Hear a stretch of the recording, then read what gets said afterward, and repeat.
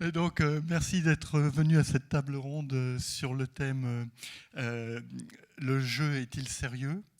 Alors, je vous préviens, c'est un peu une arnaque, hein, parce que quand moi je propose ça à beaucoup de joueurs autour de moi, on commence à me dire oui, la règle, faire quelque chose avec les autres, etc., etc.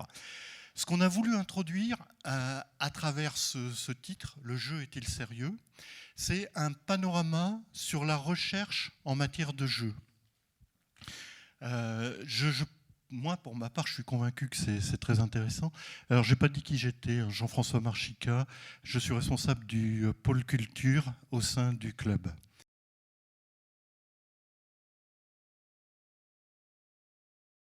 Alors après, si je présente nos invités, alors je ne sais pas comment faire, je vais peut-être commencer. L'autre. Ok. Alors, Vinciane Zaban, donc maître de conférence à Paris, comment on dit, Sorbonne Paris Nord. Si tu peux te présenter en 1 minute à peu près.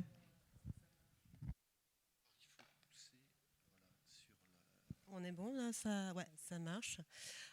Oui, donc je suis enseignant-chercheur dans cette université au sein du laboratoire Experis. Donc on va sans doute en reparler, qui est un laboratoire qui a une histoire un peu ancienne de travaux sur le jeu.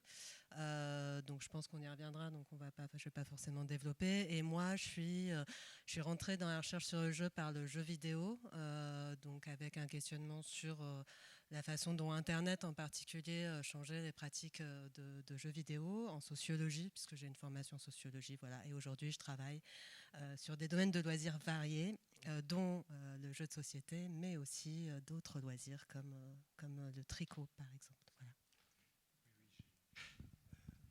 J'ai vu effectivement sur Internet des publications sur ce thème qui est a priori surprenant, mais sûrement très intéressant. Donc je continue par les dames. Annie Xiang, donc ingénieure de recherche, qui travaille en ce moment avec, comment ça s'appelle? Ça doit être le FPJ, le Fonds patrimonial du jeu de société. Voilà. FPJS. Qui est ce qu'on appelait ici la collection. Qu'on appelle toujours la collection, voilà, en interne. Voilà, donc je suis Annick Xiang, à la base ludothécaire. Je fais mon master sciences du jeu à Paris Sorbonne Nord, Sorbonne Paris Nord, voilà, à Paris 13, donc je suis un produit local. Et du coup, je suis arrivée sur cette collection en mars de cette année. Voilà. Voilà, je ne sais pas quoi dire d'autre. Voilà. On en reste là pour commencer. Vincent Berry, toi tu es aussi maître de conférence alors à Paris 13 ou Sorbonne Paris Nord. MIT 93, la proposition. Donc je suis effectivement maître de conférence en sciences de l'éducation. Et alors moi, mon domaine de recherche, c'est plutôt l'évolution des pratiques de jeu. Enfin, c'est plutôt les pratiques plus que les industries. Et voilà, donc j'ai travaillé sur plutôt la sociologie, c'est comme ça aussi qu'on s'est connu avec Vinciane, plutôt la sociologie des joueurs de jeux vidéo au début, et puis dans les recherches les plus récentes, c'est à la fois la sociologie des joueurs de jeux de société, mais aussi l'évolution des pratiques, grosso modo, depuis les années 50. Donc il y a une espèce de force de Paris 13 là, qui est juste impressionnante. Mais heureusement, on a aussi Julian Alvarez, qui lui est professeur associé, je crois, à l'Université de Lille. Il faut pousser le...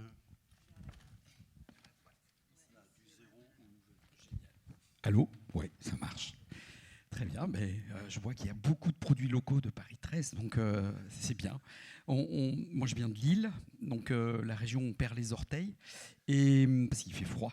Et donc là-haut, on a des laboratoires qui sont spécialisés en fait dans l'information et la communication, dans l'informatique, les sciences de l'éducation, etc. Donc au sein de l'Université de Lille. Et moi, je travaille pour une composante qui s'appelle l'INSPE, qui forme les futurs maîtres d'école ou enseignants, et on les initie à la ludopédagogie. Et dans le cadre de la dimension recherche, je travaille plutôt dans la discipline qu'on appelle les sciences de l'information et de la communication. Et je m'intéresse beaucoup à la médiation par le jeu, comment on peut opérer de la médiation par le jeu pour atteindre des objectifs sérieux, utilitaires. Donc c'est une demi-arnaque, parce qu'on va en parler quand même un peu. Heureusement, on parle beaucoup du serious game, et là on est en plein dans le thème. Ce par quoi j'ai envie de commencer, moi, c'est une question très ouverte. Est-ce que vous sauriez dire comment, pourquoi, par quoi a commencé la recherche sur le jeu ? Qui veut répondre à une question aussi large, aussi ouverte ? On peut aussi bien demander par quoi la recherche a commencé, parce que je pense que c'est à mon avis, si on fait vraiment une généalogie précise, on va retomber sur l'histoire de la pensée, en fait.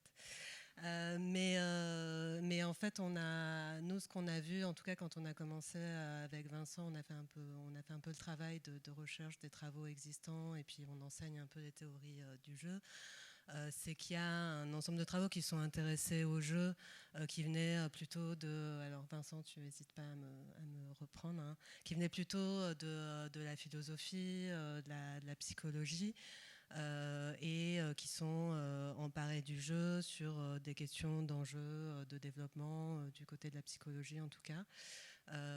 Et puis, c'est quand même toujours une recherche qui a été assez marginale jusqu'à environ, je dirais, les années 2000, où là, assez récemment, on a vu émerger des courants qu'on appelle Game Studies, qui se sont beaucoup développés, en particulier autour des jeux vidéo et des jeux en ligne, surtout, puisque, en fait, il y a deux questions particulières qui ont attiré l'attention des chercheurs. Une qui renvoie aux questions sur les paniques morales et la question de la dépendance, de l'addiction, etc.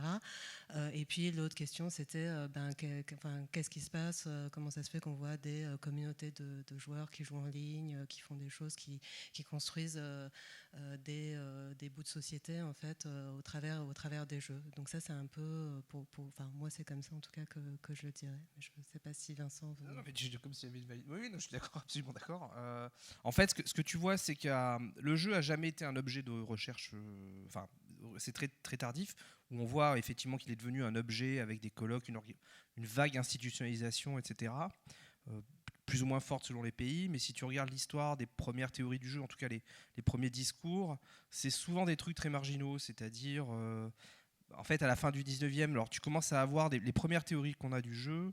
Elles viennent, au sens scientifique, hein, elles viennent plutôt du monde de l'éthologie et de la psychologie, comme le disait. Donc c'est le jeu des animaux, c'est le travail de Karl Gross, etc. Et puis effectivement, il y a une structuration qui se fait en fait.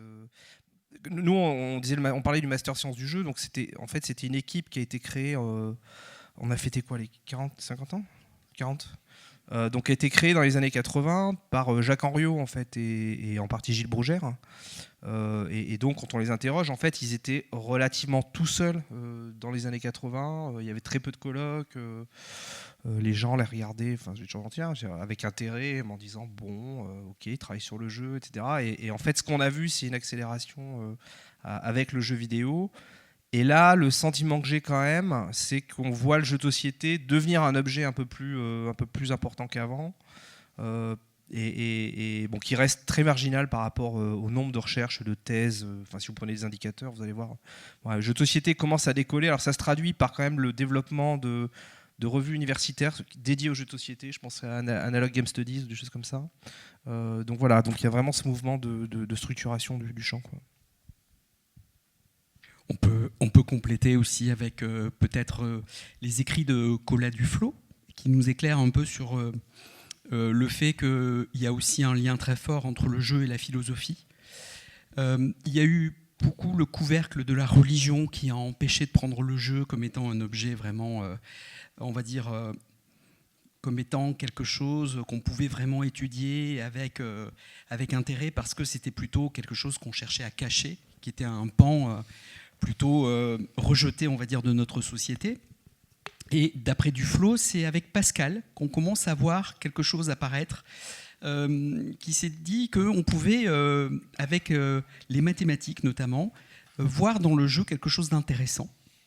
Et pour essayer de faire passer la pilule, Pascal avait été habile, il avait utilisé en fait l'idée des probabilités et le fait de mettre en balance Dieu dans l'équation, en disant finalement on peut se rendre compte que quand on joue à certains jeux, on peut amener la personne à réfléchir sur l'existence ou non de Dieu. C'est une question probabiliste. Et puis petit à petit, ça a gagné ses lettres de noblesse, on va dire, avec donc les mathématiciens comme Laplace, etc., qui se sont intéressés au jeu, mais on était plus sur, on va dire, les mathématiques de divertissement.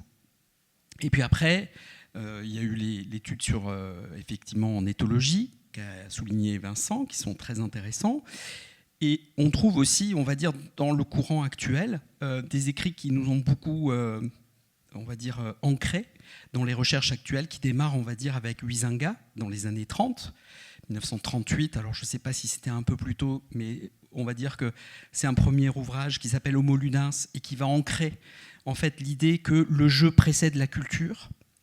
Et donc c'est une approche, on va dire, un peu philosophique, mais aussi sociologique, culturelle, enfin il étudie beaucoup de choses. Et une réponse qui est donnée à Huizinga, ça va être Roger Caillois, dans les années 50, 1958, avec Des jeux et des hommes. Et puis après, on commence à voir apparaître Jacques Henriot. Il y a aussi Jean Château.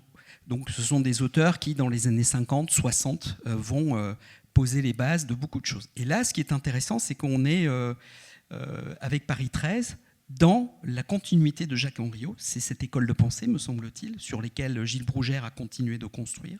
Et il y a des hommages appuyés à Jacques Henriot au sein de cette université, avec une école à penser qui, malheureusement, aujourd'hui, n'est pas très bien connue de la part des anglo-saxons, qui vont amener un autre courant de pensée qui est amené par Espen Arset dans les années 2000, avec notamment le jeu vidéo, comme tu le soulignais à juste titre. Voilà. Donc nous, on s'inscrit aujourd'hui dans ces écoles de pensée, on construit là-dessus, en amenant aussi bien l'étude sur le jeu de société que le jeu vidéo, qui sont vraiment deux axes forts sur lesquels on voit beaucoup de convergences s'opérer aujourd'hui. C'est une question aussi qui m'intéressait, que j'avais envie de poser. Est-ce qu'il y a des tendances vraiment différenciées dans la recherche sur le jeu en France par rapport à ce qui peut se faire ailleurs, dans d'autres pays, à l'international ? Moi, j'ai un peu essayé à un moment donné justement de regarder ça. En fait, les Game Studies actuellement sont un champ donc, qui sont formés vraiment autour des années 2000, donc je disais sur le jeu vidéo à l'international, et qui ont essayé de créer un champ un peu cohérent, enfin c'est une discipline, pas une discipline, mais comme dans le monde anglo-saxon, il y a ces studies, en fait, on va avoir des appartenances disciplinaires, mais on va aussi avoir des champs de recherche où les disciplines vont se rencontrer. Et effectivement, il y a le courant européen, Europe du Nord, en fait, de recherche en Europe du Nord qui allait plutôt vers une étude du jeu comme objet, plutôt vers la ludologie, ce qu'on a appelé en tout cas la ludologie à un moment donné. C'est-à-dire qu'on s'intéresse au jeu comme forme, comme règle, comme structure, au ludus, quoi. Et puis, des recherches américaines, par contre, qui sont arrivées un peu après, ont quand même ouvert un petit peu plus sur la question des pratiques de jeu, sur la question des communautés, sur ce que nous, on va appeler, ou ce que aussi Mathieu Triclot avait insisté pour appeler le play, en fait, et puis ce qui est un peu ce qu'on retrouve chez Henriot, sur l'idée que jouer, c'est pas forcément, enfin, pour définir le jeu, on va pas forcément passer par un objet, mais plutôt par une attitude, c'est-à-dire on peut très bien jouer avec une bouteille d'eau. Une bouteille d'eau n'est pas un jouet, mais on va se mettre dans une position qui consiste à jouer. À partir de là, on peut être dans du jeu. Donc il y a cette différence-là, et puis il y a le fait que les travaux d'Henriot sont malheureusement pas traduits en anglais, en fait, et que les chercheurs français communiquent pas beaucoup en anglais. Donc du coup, pour plein de raisons qui sont aussi des raisons institutionnelles, c'est-à-dire que nos carrières nous incitent pas forcément à faire ça, mais donc que du coup, il y a peu de passages entre les deux communautés. Il y en a encore, et il y en a un petit peu via les Québécois qui font aussi un petit peu le pont entre les recherches anglophones et francophones. Mais j'ai une spécificité française, je suis pas sûre qu'il y en ait une. On travaille un peu là sur les articles de sciences du jeu, donc il ressort qu'on a peut-être gardé plus d'interdisciplinarité dans des revues spécialisées. sans doute aussi du fait que la recherche est moins institutionnalisée en fait. C'est-à-dire que du coup, on a intérêt à se retrouver, y compris avec des chercheurs de disciplines variées, y compris parfois avec des designers, dans des espaces d'échange, ce qu'à l'international, on voit moins en fait, parce que maintenant, le jeu est devenu quelque chose de légitime dans chacune des disciplines. Donc, par exemple, les chercheurs en sciences informatiques vont avoir tendance à plus trop participer aux conférences sur le thème du jeu parce qu'ils ont moins intérêt à le faire. Donc, en pratique, par exemple, il n'y a pas de recherche qui se fasse en commun, par exemple, avec des chercheurs français, canadiens, américains? Si, ça existe évidemment. Il y a des projets qui sont de type européen déjà, où on va nous amener à rencontrer dans le cadre de programme H2020 par exemple, ou d'autres programmes de ce type-là, des rencontres avec différents pays européens qui nous amènent à rencontrer des personnes issus de cultures anglo-saxonnes, nordiques, scandinaves, de l'Europe de l'Est, avec des hispaniques, etc. Donc il y a un brassage qui s'opère. Je voulais juste dire, c'était que les écrits d'Henriot ne sont pas forcément connus puisqu'ils n'ont pas été traduits. Et ça, c'est quelque chose qu'on peut faire de manière parcellaire, bien notamment nos propres écrits dans lesquels on cite Henriot, et quand on les traduit en anglais, on fait comprendre. Mais le truc, c'est que si les anglo-saxons veulent se référer au texte d'origine de Jacques Henriot, ils ne vont pas les trouver, du moins pour le moment. Il va peut-être y avoir des projets de traduction. Je pense que quand même, un jour ou l'autre, ça va arriver. Et puis après, il y a un autre point sur lequel on trouve une chose qui est évidente, c'est qu'on a mené des études et qui nous montrent à quel point l'influence anglo-saxonne, notamment quand on étudie le jeu vidéo, est extrêmement prégnante. C'est-à-dire que tous les vocables, gameplay, game design, play design, tout ça, ce sont des vocables issus du monde anglo-saxon. Et quand on est chercheur dans le domaine du jeu vidéo, quand on veut travailler sur cet objet-là, on est obligé de communiquer en anglais, parce que sinon, on n'a pas de visibilité au niveau de la communauté des chercheurs qui travaillent sur l'objet. Ou alors, on va être le premier de son village, élu par 3 pelés. En parlant du jeu vidéo, donc j'ai compris dans ce que vous avez tous dit que c'était vraiment la part du lion en matière de recherche sur le jeu. Ça se situe quoi, en 10%, 80%? Ce serait dur à quantifier. En revanche, c'est certain que... Enfin, ça change un peu, hein, puis il y a le jeu de société un peu plus à la mode, mais en fait, si tu regardes avant, sur le jeu de société, il n'y avait pas rien du tout, mais le jeu de société, c'était un objet de recherche qui était vraiment très présent chez les historiens. C'est-à-dire, en gros, tu avais les Board Game Studies, voilà, qui est un journal académique, et puis une association de recherche, mais c'était très souvent... Si tu regardes ce qui a été publié, c'est souvent l'histoire des échecs, voilà. Et alors pareil, ça change un peu, c'est-à-dire qu'on voit un peu de sociologie arriver, etc. Mais je sais pas, je pourrais pas le quantifier, mais oui, la très grosse majorité des travaux sur le jeu portent sur le jeu vidéo en fait. Ouais. Et même, je dirais, pas sur tous les jeux vidéo, puisqu'on avait fait nous, on avait fait avec des collègues une petite recherche lexicométrique pour voir un peu de quoi parlaient les articles publiés sur le jeu vidéo. Bon, c'était autour des années 2010. On s'est rendu compte que l'essentiel des publications portait sur World of Warcraft en fait à l'époque, et sur les jeux en ligne, et sur des jeux en fait qui sont quand même un certain type de jeu qu'on va considérer comme légitime à étudier. Il n'y a presque pas de travaux sur FIFA par exemple, il n'y a presque pas de travaux sur les jeux de sport ou des jeux des girls games ou ce genre de jeux. Donc c'est aussi c'est quand même des recherches qui sont pour l'instant assez limitées. Alors pour chacun d'entre vous, ça m'intéresserait de savoir quelles sont les recherches que vous avez déjà faites, quelles sont les motivations que vous avez pour faire de la recherche, des choses comme ça. Qui veut commencer? Annie? Je voulais juste rajouter un truc. On n'a pas parlé en fait de toute la recherche qui est faite autour du jeu, qui se focalise sur l'enfance.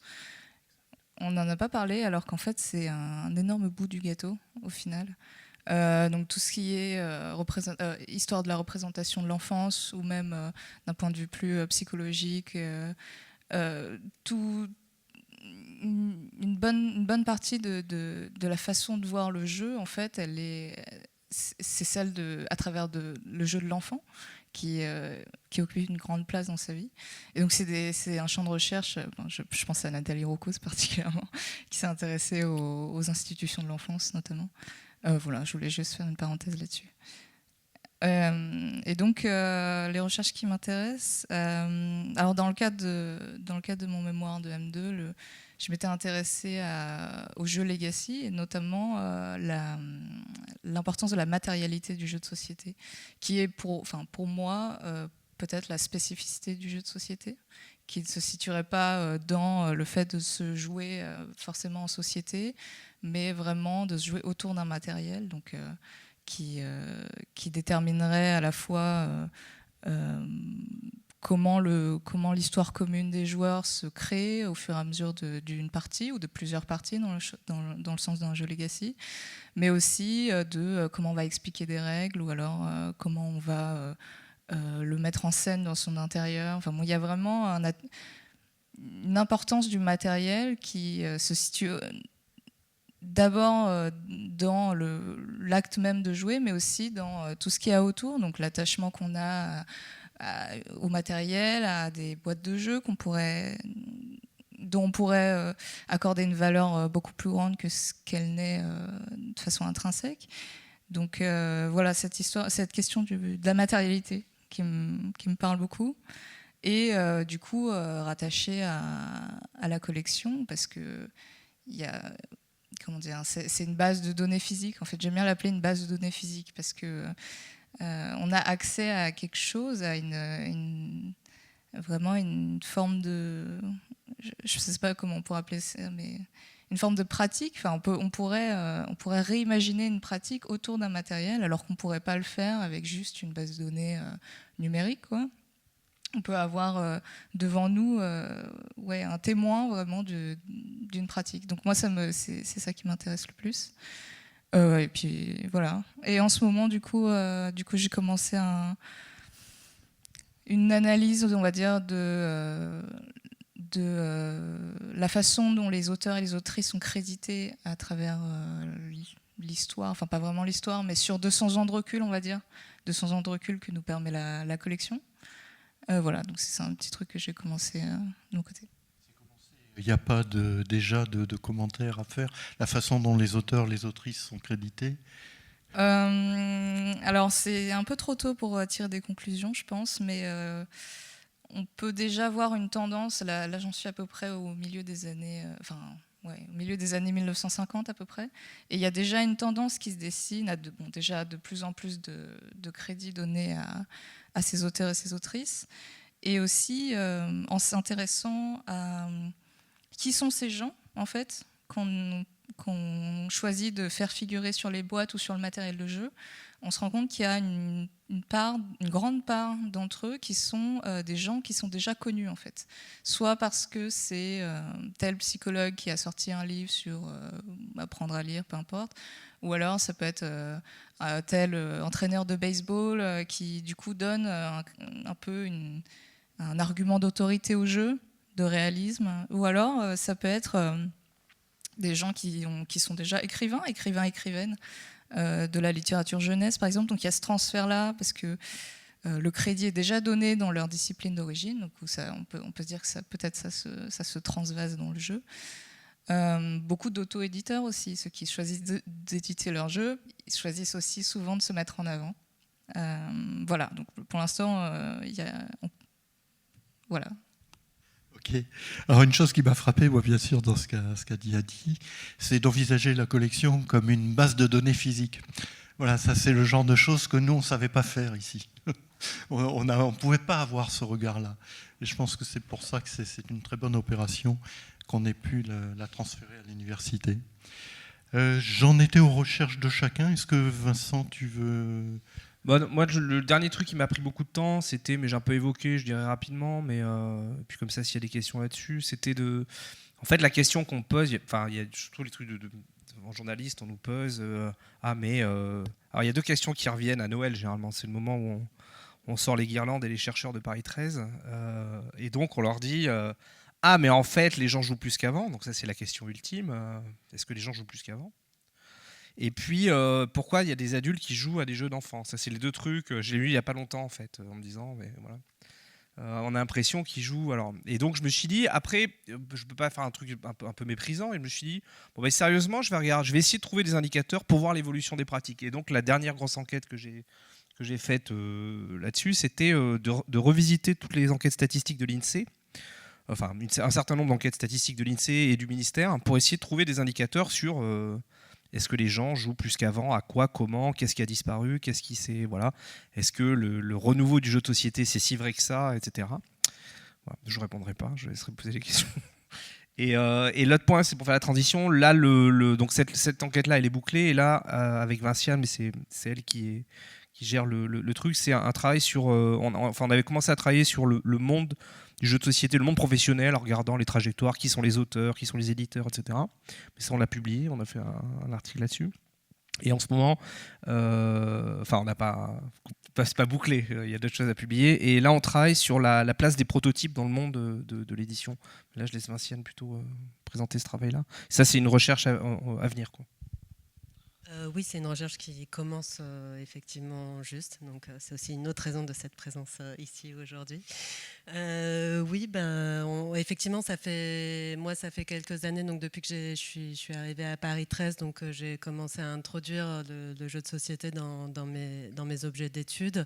Effectivement, comme j'ai travaillé sur les pratiques de jeu, donc de jeux vidéo aussi, mais j'ai aussi une petite spécialisation sur les questions de conception, puisque j'avais fait du terrain dans un studio de jeux vidéo, et puis je m'étais intéressée. La question qui traverse un peu mes travaux, c'est finalement quels sont les rôles des consommateurs, des joueuses et des joueurs en fait dans l'évolution des jeux, et comment le numérique en particulier va permettre de créer des ponts peut-être un peu plus serrés, ou de faciliter la communication, en tout cas de changer les relations entre consommateurs et producteurs de jeux. Et donc quand je suis arrivée sur le jeu de société, c'est vrai que ça m'a tout de suite intéressée de me glisser dans les travaux du laboratoire sur la question de la conception, et notamment une des recherches qu'on avait faites dans ce sens-là, par exemple, c'est sur numérique. Qu'est-ce que le numérique change à? Ça, c'est un peu un de mes fils directeurs.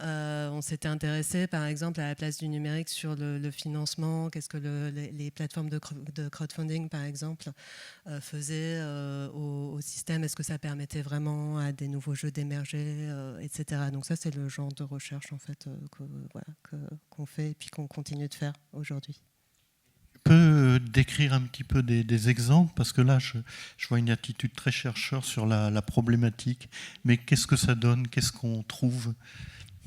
Sur le crowdfunding, alors ici, je pense qu'on ne va pas forcément apprendre des choses aux gens qui sont là, mais quand on a commencé à travailler là-dessus, il y avait je pense que c'était autour de 2018, il y avait une petite inquiétude sur, oui, est-ce que en fait, ça va bypasser les éditeurs? Est-ce qu'on va devoir reconfigurer complètement les choses? Est-ce que monsieur tout le monde ou madame tout le monde, plus monsieur tout le monde apparemment dans le jeu de société, va pouvoir créer un jeu et le diffuser lui-même? Et évidemment, on s'aperçoit très vite, comme on l'a vu sur l'usage de ces plateformes, que les premiers arrivés ont peut-être effectivement se font plus facilement un chemin, mais très vite, c'est des outils de médiation qui vont repasser par les circuits traditionnels. En fait, le résultat le plus intéressant qu'on avait eu là-dessus, sur le jeu de société, c'était qu'en fait, on avait affaire à un secteur un peu particulier, parce que moi, je ne savais pas que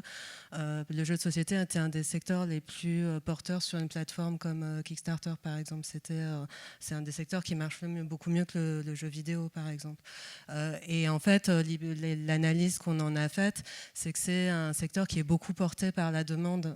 C'est-à-dire qu'on a une communauté qui est très demandeuse de nouvelles offres, de nouveaux produits, et donc qui finalement va vraiment porter le marché, la production, en sollicitant, en aidant, en accompagnant les créateurs, ce qu'on n'a pas dans toutes les productions culturelles. Donc le système de crowdfunding, donc de financement participatif, ça marche particulièrement bien avec le jeu de société. En gros, pour le dire autrement, on a une communauté de consommateurs qui veut une offre nouvelle et qui veut une offre plus qualitative et qui a les moyens de la financer. Voilà. Donc pour le dire rapidement. Yann, sur de manière simple, je m'intéresse beaucoup à la manière dont on peut utiliser le jeu pour faire autre chose que simplement se divertir. C'est-à-dire comment on peut l'instrumentaliser, comment on peut opérer de la médiation pour atteindre des objectifs qui sont utilitaires. Donc c'est enseigner avec du jeu, former, peut-être participer à des parcours de soins. Et puis aussi, je m'attache beaucoup à l'histoire du jeu vidéo et la manière dont le jeu vidéo aujourd'hui est instrumentalisé aussi dans le cadre, par exemple, de ce qu'on appelle le soft power. C'est-à-dire, on fait passer des messages à travers le jeu vidéo qui sont assez, on va dire, induits par les mécanismes de jeu, par la narration. Alors, je vais donner un exemple concret.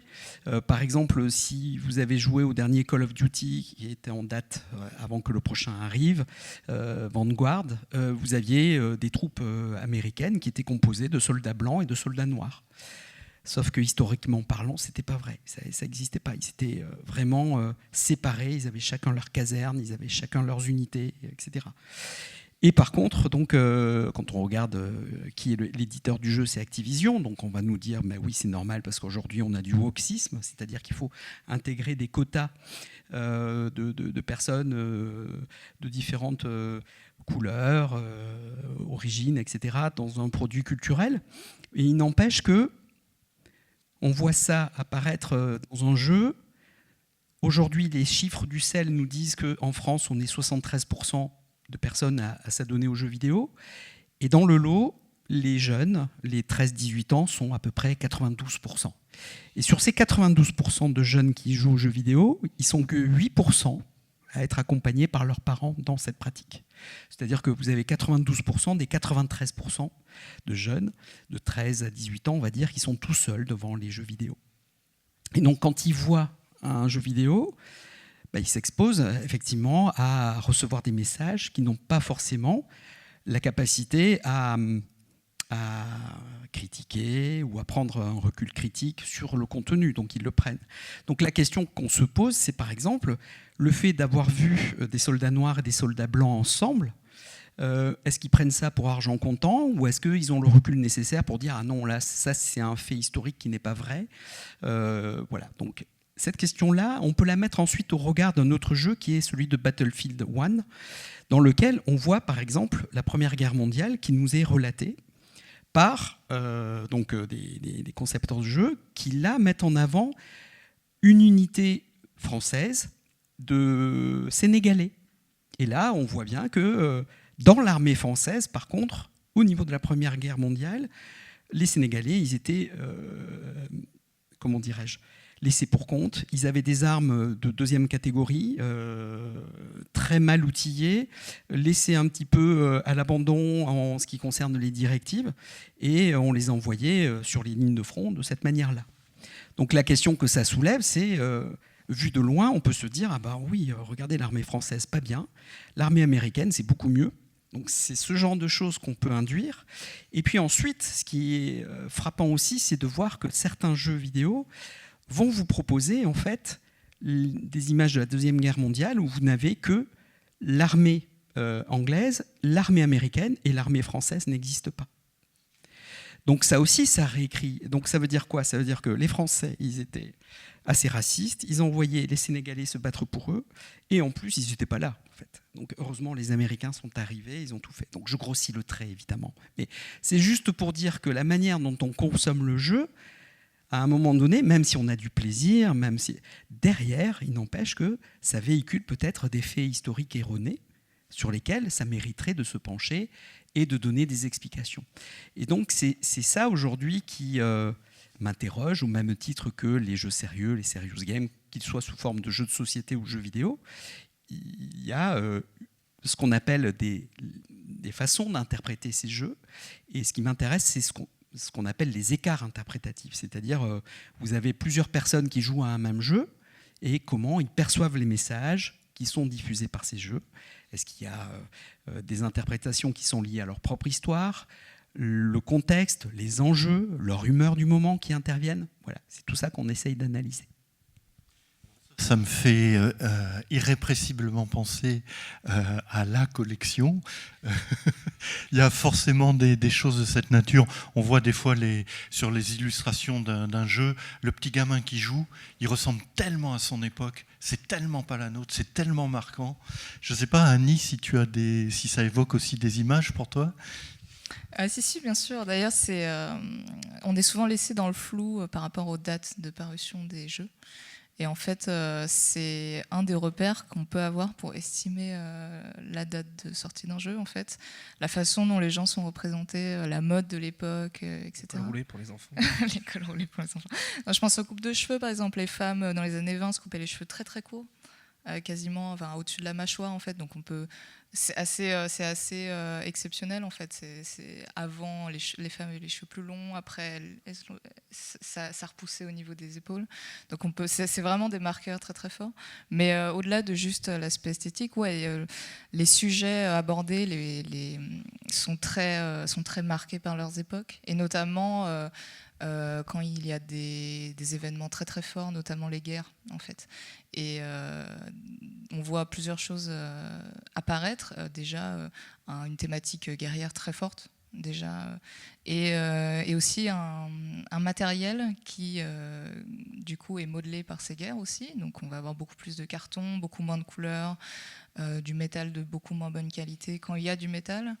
un des trucs les plus connus, c'est les pions du Monopoly qui deviennent en carton à ce moment-là. Enfin, il y a vraiment, on sent le passage des époques et aussi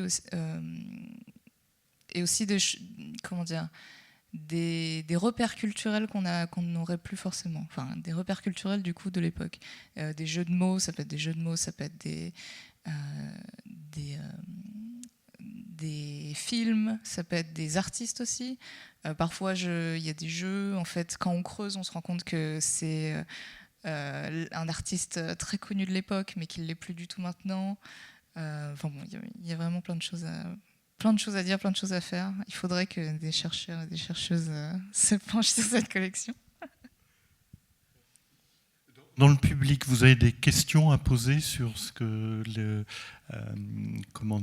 recherches qui ont été esquissées par les intervenants? Une question sur la base statistique à Bassan-Berry. Au niveau de l'INSEE, la base de données, elle est composée d'un questionnaire que l'INSEE a préparé, mais est-ce qu'il est adapté au public? Alors, il est adapté, c'est-à-dire adapté au public.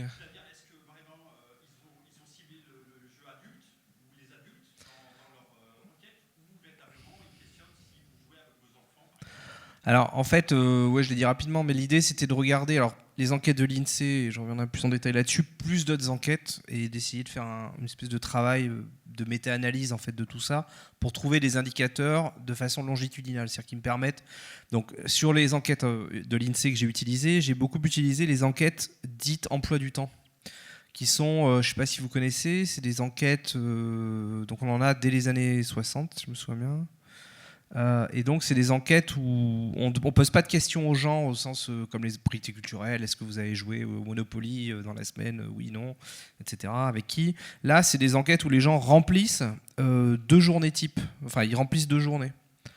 Et donc ça... Et ce protocole-là est répété jusqu'aujourd'hui, en fait. Et donc là-dessus, ça permettait de voir effectivement la place, aussi bien la place, ça montrait les deux, c'est-à-dire aussi bien les pratiques entre enfants que les pratiques entre adultes. Alors, ces enquêtes-là, elles ne permettaient pas de mesurer la fréquence dans l'année, en fait. Elles permettaient juste de comparer chaque année si, en fait, vous aviez une progression. Ensuite, sur les enquêtes du ministère de la Culture, c'est compliqué parce que le ministère de la Culture s'intéresse d'abord aux jeux, mais en fait, quand il s'intéresse aux jeux, c'est le ministère de la Culture, il s'intéresse aux échecs. Ouais, il ne s'intéresse pas au Monopoly Voilà. Donc on a des indicateurs sur l'évolution des échecs, mais très peu sur le Monopoly. Dans la dernière enquête pratique culturelle, donc ça aussi dit quelque chose de l'intérêt du jeu de société, on voit pour la première fois, donc dans l'édition 2018, que le ministère de la Culture a développé, c'est pas simplement est-ce que vous avez joué à un jeu de société avec entre parenthèses Monopoly, etc. Là, ils sont allés chercher des catégories. Ils interrogent en gros les colons de Catane, ils interrogent les party games, Double ou des trucs comme ça. Et donc, on voit une évolution là-dessus. Donc, les enquêtes pratiques culturelles, elles permettent de voir, c'est des questions un peu de fréquence. Et les enquêtes emploi du temps de l'INSEE, c'est pas des fréquences à l'année, ça permet juste de voir dans une journée, est-ce que le jeu apparaissait ou pas. Voilà. Je sais pas si ça répond à ta question. Les enquêtes de Vincent Berry sont très détaillées et cherchent à saisir toutes les pratiques de jeu. Ah oui, après avec des collègues. Le jeu qui accompagne le jeu des enfants jusqu'au jeu individuel. Ouais, après, avec des collègues, on fait, nous, des enquêtes sur mesure, quoi. Donc, en 2017, avec Samuel Coavou et Ovic Termination, on avait fait une enquête quanti sur les pratiques, mais je l'avais présentée... ah non, pas ici. Non. Mais en fait, oui, et là, c'était un truc vraiment centré sur les pratiques ludiques, des plus infâmes, je sais pas moi, qu'est-ce qu'on pourrait... Comme, je sais pas, trouve-moi un jeu infâme, au jeu plus prestigieux, je plaisante, hein, bien sûr. Donc, on allait en gros des échecs à Magic, quoi. Et puis, avec tout ce qu'il y a entre, les colons, Réveille papa, qu'est-ce que je cherchais hein Croque-carotte, évidemment, j'avais une fixation sur croque-carotte. Voilà. Parce que la difficulté, c'est effectivement quand on parle du jeu de société, en fait, si vous vous intéressez. Ce que je voulais mesurer, c'était en gros, dans cette enquête-là, c'est qui les board gamers, c'est qui ces passionnés de jeu, ou quand on parle de jeu de société, on dit Monopoly, ils font ouh, voilà. Et je me suis dit, parce que le Monopoly reste largement important, donc on allait vraiment en gros du Monopoly au jeu un peu de fans ou un peu de core gamer, quoi. Voilà. D'autres questions? Ah, j'ai cru que tu levais le doigt.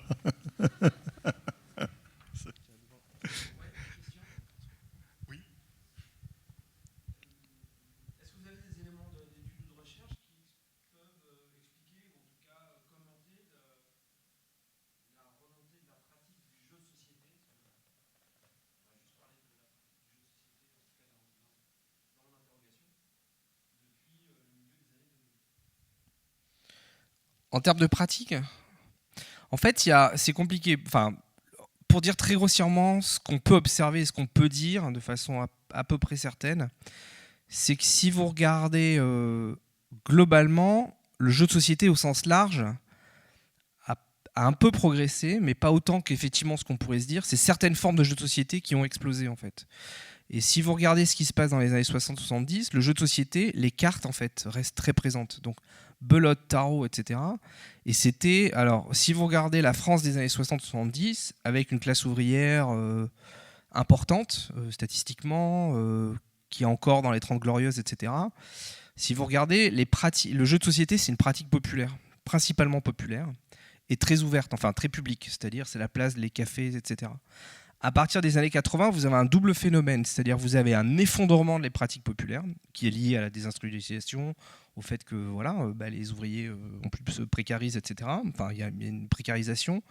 Et en fait, cette espèce de décrochage des pratiques populaires de jeux de société, elles correspondent à un moment d'explosion du jeu de société dans les classes moyennes et supérieures. Et donc, on va voir ce qu'on va appeler le nouveau régime du jeu de société, etc. Le jeu de rôle marque ça, mais on voit que les classes moyennes et supérieures qui jouaient un peu au jeu de société, mais pas tant que ça, se mettent à jouer plus qu'avant, quoi. Voilà. Donc vous avez ce phénomène-là d'effondrement, ce qui fait qu'on voit une progression, effectivement, mais qui démarre à partir des années 80. Et en fait, ces années 80, elles marquent en réalité l'explosion du jeu en général. C'est-à-dire que c'est le moment où le jeu vidéo commence à monter. Donc on voit que le jeu s'impose dans toutes les formes qu'il a. Il s'impose comme un loisir, enfin il commence à s'imposer comme un loisir important. Alors c'est pas les mêmes sur les milieux sociaux, etc. Donc faut nuancer. Donc ce truc des années 2000, parce que vous dites en gros il y a une explosion à partir des années 2000.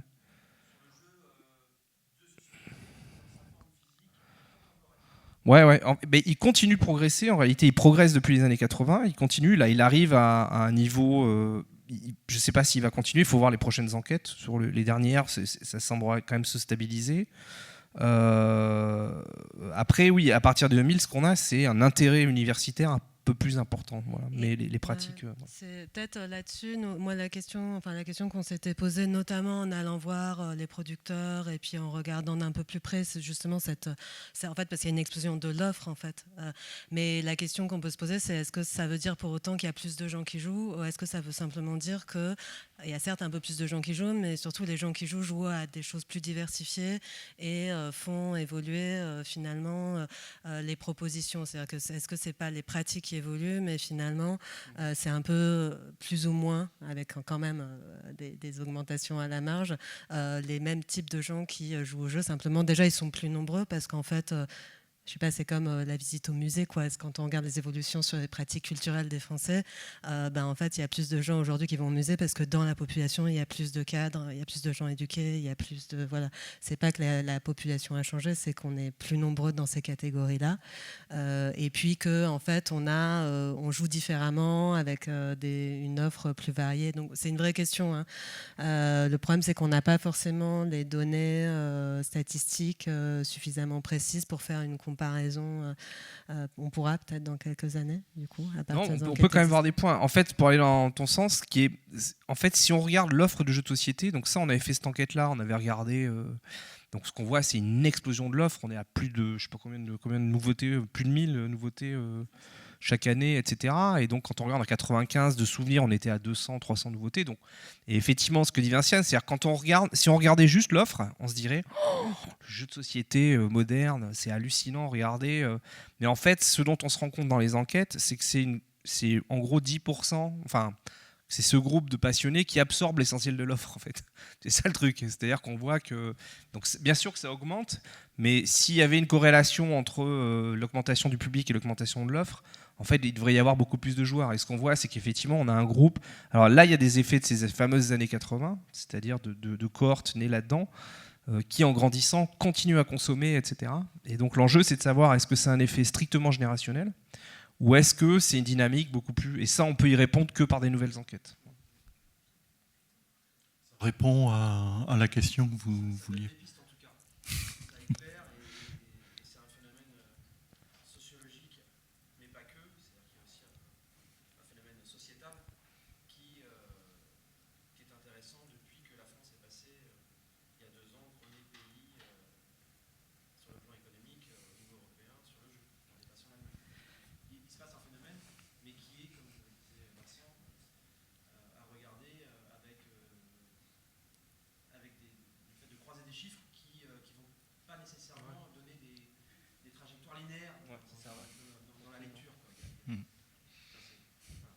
Ok. Alors moi je rebondis sur cette remarque parce que c'est quelque chose que me disent souvent les passionnés de jeux de société.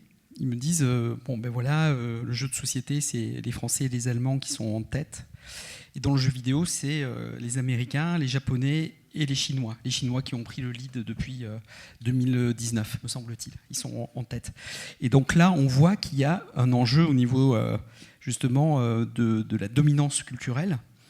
Et la question qu'on peut se poser, c'est est-ce que le jeu de société français et allemand peut s'exporter aussi bien que le jeu vidéo le fait sur le continent européen.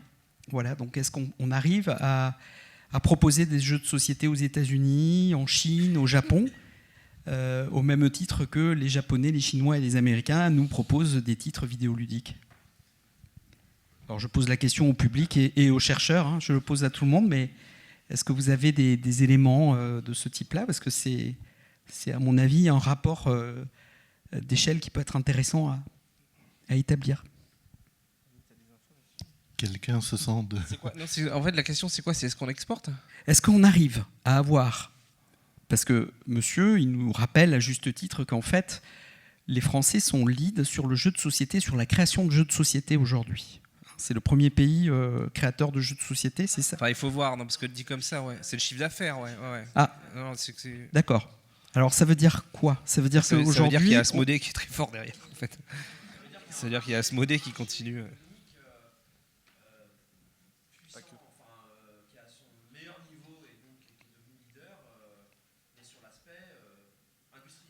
Ok.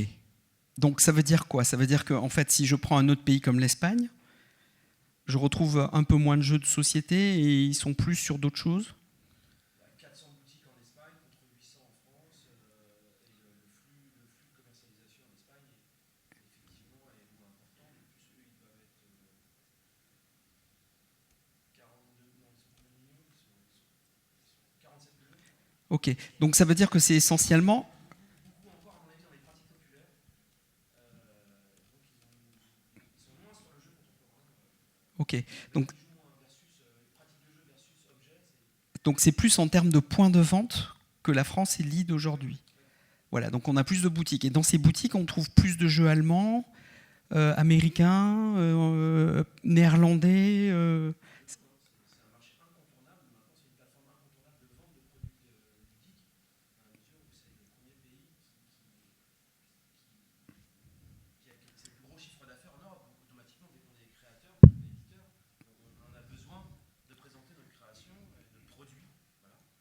Ok.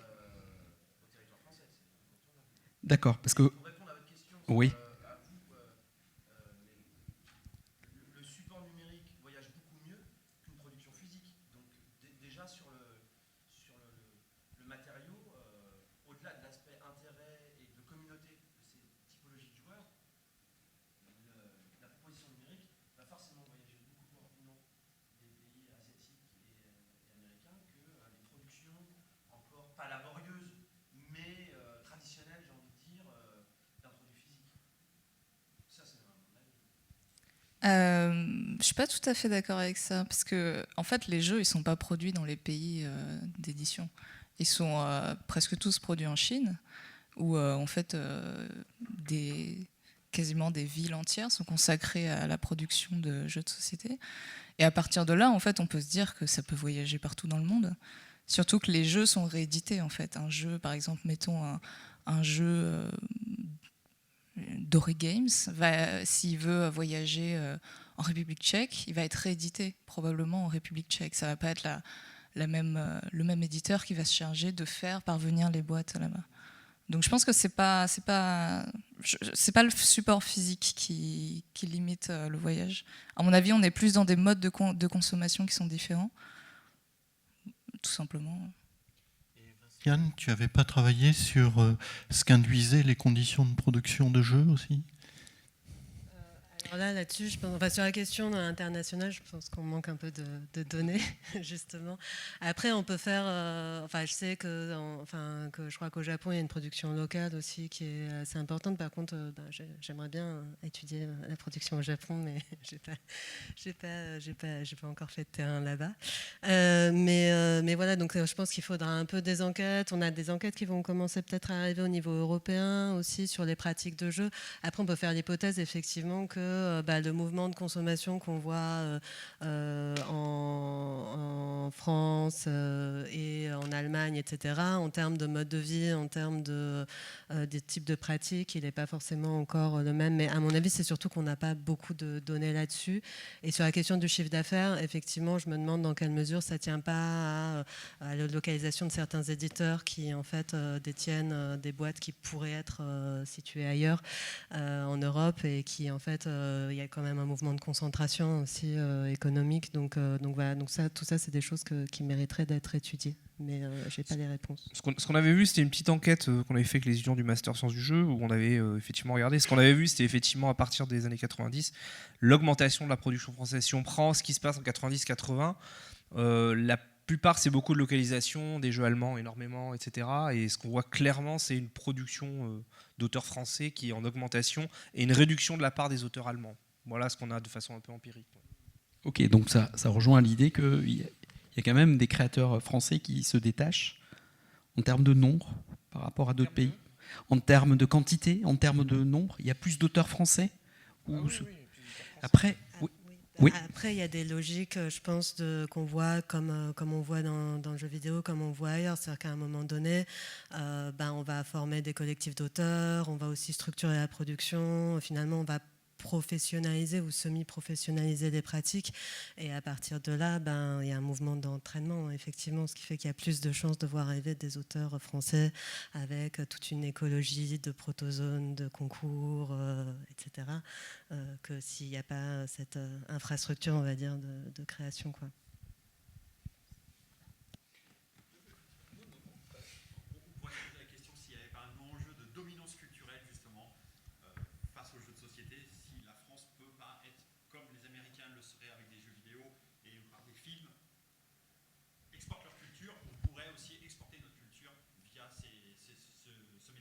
Exactement, c'était un peu le sens caché de la question. J'ai essayé de sonder en filigrane.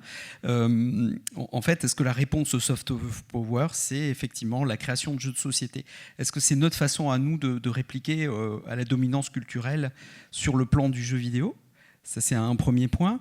Ensuite, il y a un autre aspect qui m'a semblé intéressant quand j'ai discuté avec des créateurs de jeux de société. C'est quand ils m'ont dit que, par exemple, Carcassonne, moi j'étais persuadé que c'était un jeu français, ils m'ont dit non, c'est allemand, mais en fait, ils ont pris le nom de la ville de Carcassonne et ils ont créé un jeu là-dessus. Donc c'était assez intéressant de voir aussi la connivence et le lien qu'il y a entre l'Allemagne et la France en termes de création de titres de jeux de société. C'est ça aussi qui permet d'exporter la culture. Et je trouvais dommage que ce ne soit pas des Français qui, du coup, avaient eu l'idée de Carcassonne. Mais bon, on en a fait d'autres. Il me semble que Catan, c'est français. Non plus? Bon, ben voilà. Vous voyez, hein, je retourne à mes jeux vidéo. Je suis plus à l'aise. En tout cas, on en est à la question de la dominance culturelle. C'est vous dire si le jeu est sérieux, hein, quand même. Il y a quelque chose sur quoi je n'ai pas rebondi tout à l'heure, dont tu as un peu parlé à propos de Serious Game. Ce que le jeu peut apporter à l'apprentissage, ça c'est la question sérieuse de fond. Et la question du joueur, c'est « Ah ouais, mais plus c'est sérieux, moins c'est fun ». Plus c'est sérieux, moins c'est fun. Alors, en fait, tout dépend comment on définit d'abord le terme sérieux. Les chercheurs, ils aiment bien qu'on pose le vocabulaire d'abord. Alors, le jeu, bon, on ne va pas refaire la tirade sur qu'est-ce que le jeu, parce qu'on pourrait y passer la journée, mais rapidement, sur la notion de sérieux, on peut déjà dire qu'il y a plusieurs approches possibles. D'abord, on peut dire quand on utilise le mot sérieux, vis-à-vis d'un dispositif, quand on dit qu'il est sérieux, ça veut dire qu'il peut paraître austère, il peut paraître aussi réalisé avec beaucoup d'attention et de détails. Ça peut être aussi l'opposé d'amusant ou de fun. Oh, ce jeu, qu'est-ce qu'il est sérieux? Et puis côté joueur, c'est assez intéressant. Ça peut vouloir dire que quelqu'un qui joue de manière sérieuse, c'est qu'il est appliqué. Et puis on peut avoir aussi des répliques, par exemple dans un jeu vidéo, à un moment donné, quelqu'un qui va dire à l'autre « Écoute, tais-toi, là, ça commence à devenir sérieux ». C'est-à-dire que le jeu devient difficile et il va falloir affronter peut-être un boss final, donc ça devient sérieux. On peut avoir le sérieux au sens d'utilitaire. Qu'est-ce que le jeu essaye de nous communiquer, d'un point de vue éducatif, voilà, ou sur d'autres plans, hein, ça peut être informatif ou en termes d'entraînement. Donc le terme sérieux, en fait, il englobe beaucoup de notions. Donc pour toutes ces raisons, on peut dire que nécessairement le jeu est forcément sérieux. Donc ça répond à la question du débat, et comme ça il est clos. Et maintenant, on peut discuter de tout ce que vous voulez sur cette notion de sérieux qu'on peut décliner à l'envi. Je voudrais savoir qu'est-ce que le Serious Game a apporté? Qu'est-ce qu'on sait faire aujourd'hui à partir du jeu? Alors, ce qui est intéressant, c'est de se dire qu'est-ce que c'est un Serious Game. Alors, de manière très, très simple, il y a deux aspects. C'est soit on s'intéresse effectivement à l'objet en tant que tel, ce avec quoi on joue, ce que tu disais tout à l'heure. Donc là, il nous faut au moins 3 critères pour dissocier le jeu du jeu sérieux ou du Serious Game. C'est que d'abord, il s'adresse à un marché qui s'écarte de celui du seul divertissement. C'est le premier point. Que l'auteur en fait, de ce jeu, il voulait viser des intentions qui n'étaient pas ceux de simplement divertir. Donc c'est apprendre quelque chose, faire passer un message, nous entraîner, faire travailler une habileté, quelque chose de cet ordre-là, collecter des données. Et enfin, au niveau de l'application en elle-même, enfin du jeu, on peut aussi voir le côté usage qu'on en fait. Et là, on se rend compte que finalement, le jeu et le jeu sérieux ont du mal à se distinguer dans les actions. Je m'explique. Si par exemple, vous étudiez un jeu vidéo, il existe des tas de jeux vidéo de divertissement qui peuvent faire passer des messages. Vous prenez un jeu historique, on en parlait tout à l'heure avec Call of Duty, on fait passer des messages. Ne serait-ce que ce qu'on trouve dans le cadre du soft power, par exemple, des messages d'ordre politique, et pourtant ils ne sont pas qualifiés de serious game. Donc ça, c'est vraiment important à prendre en considération. Donc on voit que des choses s'entremêlent. On voit aussi des frontières poreuses entre le jeu sérieux et le jeu de divertissement sur le placement de produits ou la publicité. Par exemple, quand vous avez des jeux de société, ça existe, qui vont être là pour mettre en avant des marques. Alors, parlons par exemple d'un Monopoly Coca-Cola, pour mettre les pieds dans le plat. Est-ce que c'est un serious game ou est-ce que c'est un jeu de divertissement? Est-ce que c'est un jeu qui a été fait pour promouvoir Coca-Cola ou est-ce que c'est un jeu qui est fait d'abord pour se divertir et puis occasionnellement on va au détour de quelques cases être incité à boire du Coca-Cola? Donc là on voit que la frontière elle est poreuse. Donc la question c'est de se dire on va se référer en fait aux auteurs, aux concepteurs et leur demander est-ce que votre jeu c'était plus orienté vers du divertissement ou est-ce que c'était plus dans l'idée de promouvoir une marque. Donc c'est le troisième paramètre, c'est au niveau de l'intention. Est-ce que cette intention, elle est d'ordre utilitaire ou est-ce qu'elle est d'ordre de divertissement? Ça, c'est vraiment important. Et pour le savoir, il faut se référer aux auteurs. Et on ne peut faire que ça. Et des fois, j'ai des applications qui me semblent être des serious games. Enterre-moi mon amour, par exemple, qui est un jeu qui parle de la migration de réfugiés syriens qui traverse donc la Méditerranée et qui longe plusieurs pays pour y arriver. Et en fait, ça avait pour moi tous les indices d'un serious game. Et pourtant, l'auteur me disait non, ça n'en est pas un. Alors, pourquoi? C'était stratégique, parce qu'il avait peur que s'il appelait son application un serious game, il ne se vendrait pas.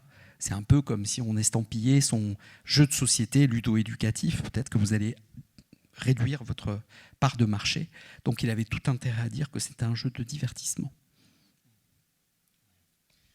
Et puis, pendant que dans le public, vous réfléchissez aux questions que vous allez encore poser, ce que j'aimerais savoir, moi, de la part des uns et des autres, quelles sont un petit peu les recherches dont vous rêvez? Si tout était possible, qu'est-ce que vous aimeriez mettre en place comme recherche? Alors moi, je sais tout de suite, je peux le dire. Parce que c'est des projets. Alors, je ne dis pas que c'est inaccessible. En fait, là où on a un manque de données dans le domaine qui est le mien, plutôt la sociologie du jeu, c'est des enquêtes comparatives. C'est-à-dire que, en fait, le fameux truc... Parce que quand on connaît en fait, il y a plein de trucs qui circulent dans le monde du jeu, genre les fameux, c'est un jeu Ameritrash, les Eurogames. En fait, on a plein de visions qui sont parfois justes, etc. Et le côté les Allemands jouent beaucoup, en fait, beaucoup plus que nous, ou beaucoup moins, etc. La réalité, c'est qu'on n'a pas beaucoup d'études statistiques sur d'autres pays. Donc moi, mon rêve, c'est une enquête européenne solide, centré sur le jeu, dans sa diversité, du jouet aux jeux vidéo, passant par le jeu de société, qui permettent de comparer ce que nous on appelle beaucoup les cultures ludiques. C'est-à-dire, c'est quoi la culture ludique en France? Alors, il y a une enquête de 2007 qui était l'ISSP qui permettait de comparer un peu les Allemands et les Français. Et ce qui sortait, c'était l'idée que un des trucs, c'est les cartes, quoi. En France, on a un truc avec les cartes. Que sembleraient partager d'autres pays, etc. Donc, est-ce qu'on retrouve des divisions nord-sud, etc. Donc je dis pas que c'est ça, mais je rêverais d'une enquête sur les cultures ludiques en Europe.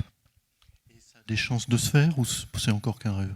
Non, on y arrivera. Après, il faut trouver le bon moment, il faut trouver la bonne équipe. Mais c'est des gros projets, ça veut dire qu'il faut passer des enquêtes statistiques. Déjà, une enquête en France, c'est assez lourd à gérer, alors sur plusieurs pays. Et en fait, ça dit quand même quelque chose aussi, c'est-à-dire sur les pays du Nord... Finlande, etc., Norvège, ils sont vraiment en pointe. Il y a des départements de recherche sur le jeu. Mais il y a d'autres pays où la situation est plus compliquée et donc c'est jouable, mais ça prend le temps de préparation d'un tel projet est déjà long, mais on y arrivera. Ouais. Tu as peut-être un rêve pour le FPJS? Un rêve pour le FPGS qui soit fini d'être inventorié, ce serait pas mal. Non, ouais, un rêve pour le FPGS, ce serait... alors c'est vraiment un rêve pour le coup, parce que je pense pas que ce soit possible, mais ce serait de viser l'exhaustivité en fait. De viser l'exhaustivité dans ce qu'on a dans ce fond, d'arriver à un point où on a une représentation suffisamment pertinente de la production et de la pratique ludique depuis 200 ans pour que en fait on puisse s'en servir presque de façon autonome, quoi. Ça veut dire que quelque part elle suffise à elle-même pour en tirer des conclusions qui pourraient être généralisées. Pour l'instant, c'est pas possible, bien sûr, et je pense pas que ce soit possible au vu de la courbe exponentielle de la production ludique et du manque de place. Mais ouais, c'est quelque chose que une fois que l'inventaire sera fait. Ok. Juliane, De manière très simple, si je pouvais avoir un éclairage un peu plus aiguisé sur la question qui est à quoi sert le jeu. Voilà, ça m'aiderait bien. C'est-à-dire qu'on voit que le jeu perdure dans le règne animal, il se transmet, donc c'est qu'il sert à quelque chose.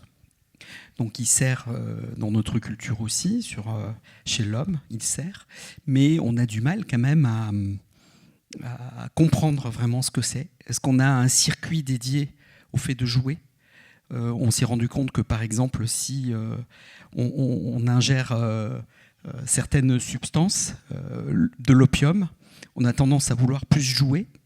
Et puis, si on en ingère d'autres, on a tendance à vouloir moins jouer. Donc, les biologistes soupçonnent qu'il y aurait peut-être un circuit du play dans le règne animal. Et c'est comprendre et étudier ça de manière un peu plus poussée pour savoir à quoi ça pourrait vraiment correspondre, parce qu'on fait beaucoup d'hypothèses sur le sujet. Évidemment, le jeu sérieux et le jeu tout court, on a tendance à vouloir les dissocier par moment, mais il est certain que ça doit se rejoindre. Et c'est de comprendre, d'avoir les clés pour mieux comprendre tout ça, qui m'anime encore aujourd'hui. Et j'espère qu'on aura des éléments de réponse à la prochaine réunion. Bon. Vinciane ? Moi, je vis un rêve de recherche éveillée.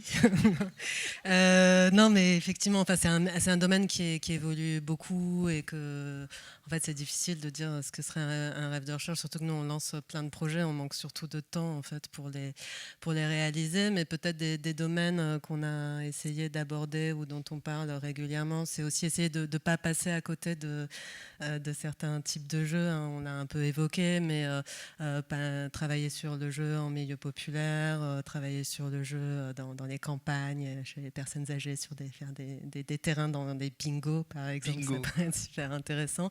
Et puis des enjeux, en fait, quand on commence à faire des recherches sur le jeu, ça veut quand même dire qu'on est arrivé à un niveau de civilisation, d'aisance et de richesse qui est assez important.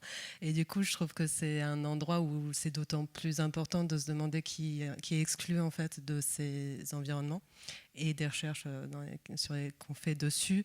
Et donc notamment, il y a la question qu'on n'a pas abordée ici, qui est la question du genre, qui est quand même une question assez importante.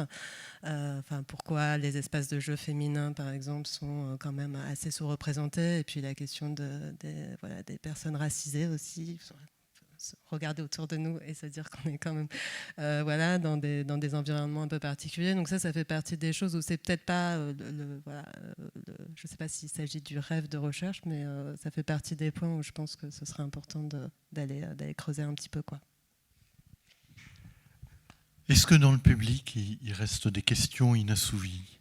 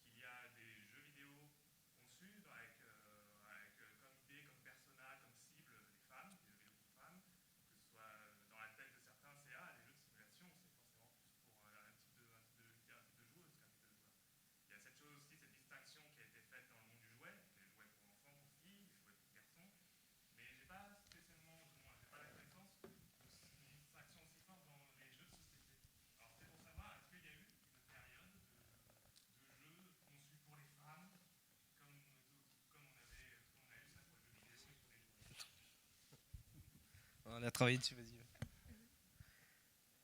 On a commencé en fait avec Vinciane, on a travaillé sur la collection justement. Et moi j'ai une passion pour les girls games en fait, voilà, sur les jeux genre téléphone secret, Secret Girl, ce truc-là. J'ai une passion générale pour ces jeux-là. Non mais je plaisante à moitié parce que en fait ce qu'on voit bien c'est qu'il y a des effets de domination, c'est-à-dire qu'il y a très souvent un mépris pour cette production qui renvoie à l'idée, c'est souvent des jeux, voilà, on dit c'est des jeux girly, c'est des jeux, mais en fait des fois pour les avoir essayés aussi, il y a des très mauvaises choses, hein, mais il y a aussi des gameplays très très bien. Je pense aux détecteurs de secrets, etc. Et souvent, donc, il y a une sorte de mépris qui est lié en fait à une forme de domination masculine, qui consiste à dire, au fond, c'est le genre de jeu, enfin, les jeux auxquels jouent les garçons sont la norme en fait, sont les talons au regard duquel on va ramener, on va classer les jeux. Et donc avec Vinciane, on a travaillé, on s'est lancé sur, avec les étudiants du master, sur l'analyse de, enfin en tout cas la production de tous ces girl games là, et il semblerait, mais on est en train, enfin il faut qu'on finisse de rédiger le rapport, que cette production là, elle est très liée aux années 80. Et en fait, ce qui me fait vraiment penser aussi, enfin, c'est le côté girls, they wanna have fun, c'est-à-dire que dans tous les débats qu'il y a sur le jeu vidéo, message politique, l'image de la société, en fait, ce qui est très marrant là-dedans, quand on regarde notamment ces productions de girls game, c'est la représentation qu'on a du jeu qui a changé. C'est-à-dire que on pouvait imaginer que le jeu avait rien à voir avec le réel. C'est-à-dire qu'on avait le droit de faire n'importe quoi dans le jeu, dans la mesure où... Et on voit bien que les discours qu'il y a sur le jeu, sur la question du genre, des races, etc., ramènent à l'idée que le jeu, c'est pas... voilà, il y a un lobbying pour le sérieux du jeu. Je me prononce pas, hein, j'ai pas d'avis là-dessus, mais ce qu'on voit, c'est qu'il y a une attente, en fait, du jeu, où en tout cas, notre représentation du jeu a changé. Et clairement, cette production des années 80, je veux dire, c'est rose de partout, etc. Mais ça dit aussi, en fait, on se marre, en fait. Voilà, il n'y a pas d'attente en fait particulière là-dessus. Donc, nos représentations et nos attentes vis-à-vis du jeu ont vraiment changé. Mais Vinciane pourra dire plus de choses. Non, juste compléter dans l'enquête qu'on a faite avec les étudiants, en fait, dans les discours sur le jeu de société moderne, et puis ils sont surtout allés voir des petites boutiques. Enfin, évidemment, il y a une grosse différence quand on va dans une boutique spécialisée ou quand on va dans un centre commercial ou dans un grand distributeur. Là, le genrage des jeux est quand même assez évident. Enfin, il y a les rayons roses et les rayons bleus. Hein, c'est quand même pas. Du coup, il y a tout un discours qui vise à dire non, mais on fait des jeux neutres, etc. Mais de fait, c'est aussi un neutre masculin, enfin ce qu'on appelle aussi dans les études de genre un neutre masculin, c'est-à-dire que le neutre par défaut, il est quand même un peu plus masculin que féminin, quoi. Tout un rejet qui est assez ambigu, hein, des cultures féminines ludiques. Donc c'est une question très compliquée, hein. Je n'ai pas du tout la réponse, et il y a de quoi travailler encore beaucoup, mais en tout cas il y a des choses à creuser, je pense, de ce côté-là. Alors, je peux compléter par deux éléments. Le premier, c'est qu'au sein de notre université, à Lille, on a monté une exposition qui est itinérante, et on pourrait vous la prêter si vous la voulez, sur justement la question du genre dans le cadre du jeu vidéo, où on a un panoramique de 15 kakémonos qui traite un petit peu de certaines questions sur la manière dont la question du genre a été traitée au cours de l'histoire du jeu vidéo depuis les années 70 jusqu'à nos jours. Et on voit quand même aujourd'hui, et c'est ça que je voulais dire, une évolution, un aspect très sophistiqué dans la manière de traiter les personnages féminins dans les jeux vidéo. Je pense notamment à celui d'Ellie dans The Last of Us, part 2 notamment, avec plein de questionnements qui sont posés sur l'homosexualité, sur les difficultés que rencontrent les femmes aujourd'hui dans une société qui est apocalyptique dans le jeu, mais qui renvoie effectivement à notre propre société, qui vient la questionner de plein fouet, et qui sont vraiment très mûrs. Et au niveau du gameplay, dans la manière d'incarner ce personnage-là, on voit qu'on est loin de ces éléments des années 80 qu'on trouvait aussi dans le jeu vidéo, qui étaient traités de manière très girly, entre guillemets. Ça, c'est le premier point. Le deuxième point, c'est il y a une expérience ou des expériences qui ont été menées sur des souris et qui viennent aussi nous titiller sur ces questions-là. les souris, en fait, on s'est rendu compte que vous aviez les souris mâles qui avaient tendance à faire ce qu'on appelle des jeux de combat, des play fighting, et puis les souris femelles qui ont tendance à faire du grooming, c'est-à-dire aller éplucher les autres souris pour les nettoyer, pour aller chercher les petites bêtes qui traîneraient, etc. Et on a fait des expériences qui consistaient à injecter, quand les souris sont toutes petites, des hormones mâles ou des hormones femelles. Et en fait, on s'est rendu compte que les choix, les orientations du jeu divergent en fonction de la quantité d'hormones ingérées par la souris. Donc, plus la souris femelle qui reçoit des hormones mâles, plus elle en a, plus elle a tendance à aller vers du play fighting, et vice-versa. La souris mâle qui va se voir injecter plus d'hormones féminines va avoir tendance à aller vers du grooming. Donc ça vient quand même nous interroger, nous interpeller sur justement ces questions de genre, parce que c'est vrai que nous, on aimerait plutôt, et c'est l'axe actuel qu'on a dans notre société, se dire, bon, mais le jeu n'est pas genré, on cherche une certaine forme... C'est un débat très complexe, mais le monde animal donne aussi ses réponses, et ça peut être intéressant de venir les questionner. Donc je ne sais pas quelle réaction vous avez à ça. Pas faire l'expérience sur des joueurs. C'est complexe. Hein. Moi, je ne fais que lire ce que j'ai lu, et puis je vous laisse réagir.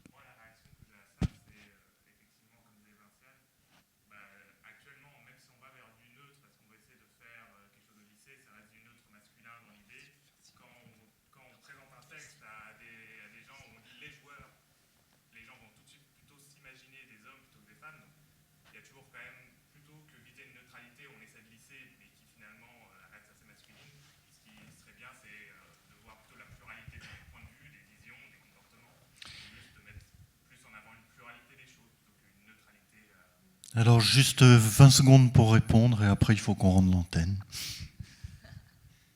Non, moi je suis sociologue, donc je crois davantage à la force de la socialisation qu'à celle des hormones. Mais après, voilà, donc je pense que c'est un peu court pour répondre à... Non, mais je l'attendais. Mais c'était juste pour dire qu'il y a effectivement toujours pareil, c'est-à-dire l'apport de l'environnement et puis l'apport génétique. Et puis un troisième paramètre qui est l'apport épigénétique. Tout ça intervient. Heureusement, on n'est pas des souris et ni en laboratoire. Mais il n'empêche que quand j'avais lu ça, ça m'avait interpellé. Et c'est toujours dans l'idée d'avoir ce circuit du jeu, de savoir un peu comment il se programme d'un point de vue génétique. Et je m'arrêterai là. Je savais qu'on n'aurait pas le temps de tout voir, de répondre à tout, mais ce qui nous tenait à cœur, c'est justement de pouvoir vous présenter un panorama de ces recherches sur le jeu qui sont vraiment connexes à ce qui nous intéresse en tant que joueurs et qui restent très souvent masqués, qu'on ne connaît pas d'habitude. Donc si ça vous a donné des idées et des envies, eh ben, tant mieux, je suis très content. Voilà, et on arrête.